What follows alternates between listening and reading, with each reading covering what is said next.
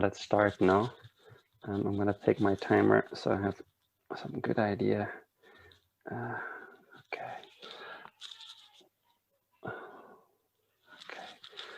Can you tell me your full name, please? My full name is Majd Roy Al-Bouch. Okay, thank you. Can you tell me where you're from?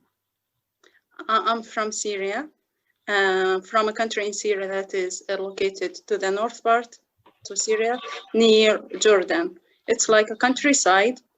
We have a good neighborhood there. People know themselves.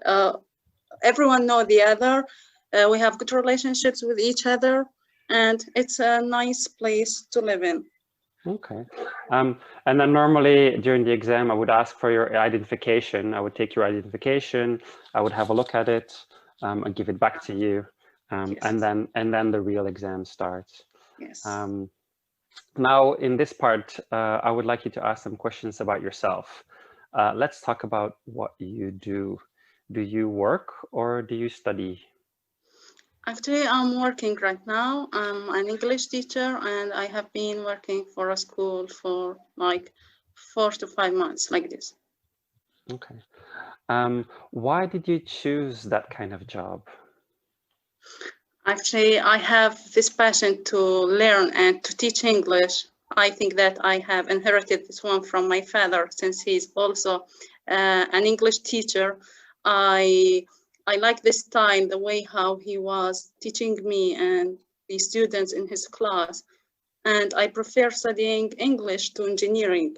I have the option to study engineering, but because of that passion, I preferred to study English. So why do you like English more than engineering? Is it just because of your dad? No, I have this passion to learn it and to pass it to others. So I would like to share the knowledge that I have with others. Okay. What do you enjoy most about your job? Actually, I enjoy the most thing that I enjoy it is to see the result. What changes have I presented or did I have? To see the changes that I have done. How students started with me and how they finished. So this is the most part that I enjoy. The end, the result, where things could be or difference will be seen. Okay. Let's talk about food. What kind of food do you like? Actually, I like our Syrian food, and there is a specific dish that I like it, which is vine leaves. I like it because we have two ways to cook it. It could be like a starter to be eaten cold, and it has a specific way to prepare. And the other one could be like the main course, where it is the main meal. Also, that way, the way of cooking will be different. Meat will be there, and it will be stuffed with rice and meat. This is my special food. Okay. Who normally prepares the food in your home? To be honest, it's me, and my husband is a chef, so sometimes if I don't have a time, so he's the one who will cook. Okay. Do you often eat in restaurants or cafes? Actually, no, I prefer food made in home. I'm not a big fan with fast food or things that are ready for us. I prefer to know the ingredients, how fresh they are, the quality of them. So no, I prefer to eat at home. Okay. Let's talk about spending time outdoors. How much time do you spend outdoors? Actually, I'm not spending a lot of time outdoors. I'm one who like to stay at home, to have to stay with family. So I go outside just for things that I really need them, and especially now with COVID-19. So it's better to stay at home. Mm-hmm. If we have to go outside, we have to take all the precautions and everything. So no, stay at home, stay safe, and this is what I prefer. Okay. What do you enjoy doing outdoors? Enjoy doing outdoors. I enjoy walking, sometimes shopping, do some shopping. This is what I enjoy, to walk, to do some shopping, and visit friends. Okay. Do you think it's important for people to spend time outdoors? Yes, I think so. It is important for them. It helps them to change their mood if they have tough time with their work. If there is a green place to go on, a park, a garden, so this will spirit up their moods. It will change it, and they will go back happier than when they went to when they finished their work. So it's very important to go outside. It will change their routine. Okay, good. Now I'm going to give you a topic, and I would like you to talk about it for about 1 to 2 minutes. Before you talk, you'll have about 1 minute to think about what you are going to say, and you can make some notes if you wish. Do you understand? Yes. Okay. Normally, I would give you some paper and a pencil, and I would show you that I give you the topic, the booklet as well. I'm going to project the booklet for you. I'd like you to describe a hobby you enjoyed doing when you were a child. So I'll show you the whole card.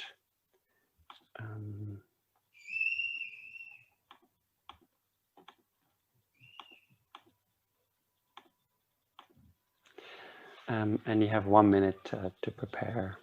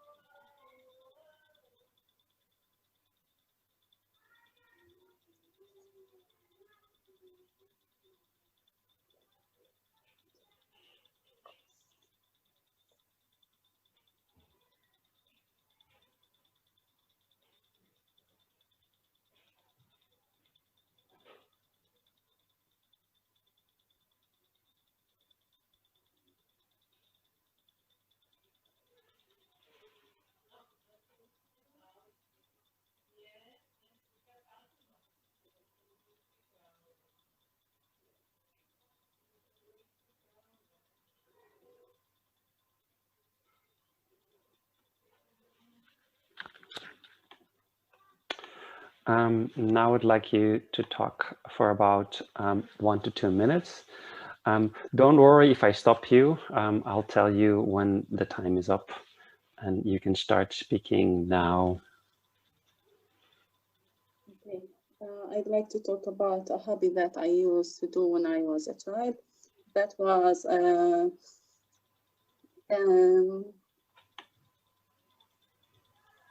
drawing. I love drawing. It was drawing. I loved it because sometimes it helped me to reflect things that maybe I can't or I couldn't tell them. Also, it involved using colors, your imagination, just to put your ideas in, not in words, in your drawing. It helped to reflect a lot of our personality, of my personality. I used to do that with my friends. I have a childhood friend. I had a childhood friend, and we were doing this together. We were sharing our colors. We were sharing our paintings. We used to reflect it or give our opinion about others' painting. It was important for me since, as I said, it's the best way to express my feeling, the hidden feeling that I can't tell to anyone. And also it helped to just make me free of the energy that I have it or the bad mood that I have it. Whenever I had a bad mood, I will go back, I will go to my paper and colors and I'll start drawing. What and, also, that was because when I was a child, we don't have this kind of entertainment that we have them right now. We have specific time for maybe 1 hour for cartoon movies, and that's it. We don't have internet. We didn't have iPad. Okay. All of these entertainment methods weren't available at that time. Okay, thank you. And then I would take the booklet back from you. I would take the paper and pencil back from you. And then we'd go on to part 3. We've been talking about a hobby you enjoyed as a child, and I'd like to discuss with you 1 or 2 more general questions related to this. Let's consider first of all children's hobbies. In your country, how do children spend their free time? Actually, they spend their time playing together. For boys, they can play in street. A group of boys will play in street together. For the girls, they have their own way of playing with things related to their personalities. That they are like moms, like they have siblings, so they will have their own toys to play with, kitchen, to cook, to do these things. And now, since we are in a war, kids there, they don't have this kind of entertainment, so they try to just to create their own way to play or to spend their time. They don't have this entertainment that all kids around the world have them right now. So they spend it in the things or things that are available for them, playing with kids, playing with cousins, and creating new games or new ways to have fun. Okay. Do you think there have been changes in the type of hobbies children have now compared to the past? Yes, I think so. Actually, there is a big change. Before, in the past, children use or kids use to play, as I said, together with their cousins. Maybe they can spend a lot of their time in gardens, in park, doing many things. But right now we have, or they have the ability to do everything that they would like. We have hobbies now like swimming. Many swimming pools are there in surrounding. Even in many swimming pools are there. Even in accommodation buildings, we can find swimming pools. So boys or children can spend their time there. And now, with the internet time, many kids are obsessed with using the internet and their iPods or iPad. They spend a lot of time playing some games and watching movies. It's not like what they used to do or what kids used to do many years before. Okay. Why do you think some children don't have any hobbies? I think if they don't have any hobbies, this would be related to their personalities or to their parents. These kids, maybe they don't have an aim or a goal in their life. Or maybe they are not satisfied with anything. So always they are looking for something. Maybe they will enjoy it at the beginning, but then they will stop doing it. They need something or anything more. So this could be because if they have many things are available for them, they will be spoiled and nothing will satisfy their needs. That's why maybe they will not have a specific hobby to do. Okay. Let's move on now to think about hobbies for adults. How does it benefit an adult to have a hobby? For an adult, as I have mentioned, their hobbies help them to just reduce the pressure that they have. If they are working, studying, they have exams, so they will spend their free time just doing the hobbies, just to refresh themselves, to reduce the pressure, the negative thinking that they have, and then they will come back fresher, and maybe they will, if they are studying, they will start with a much of focus, and they will concentrate a lot, even more than before. So it will change their mood, help them to concentrate, to focus, and to get rid of negative ideas that they had. Okay. Can a hobby cause problems for people? For people in general, do you mean? Yeah, for people in general, also specific people. Are there some hobbies that can cause some problems for certain people?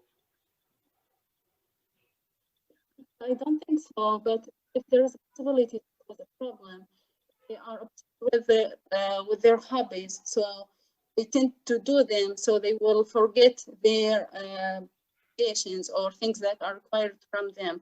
So they will spend more their time on their hobbies if they are obsessed with it. This is the only case I think that it will harm people or adults. Okay. This is the end of the exam. That was it.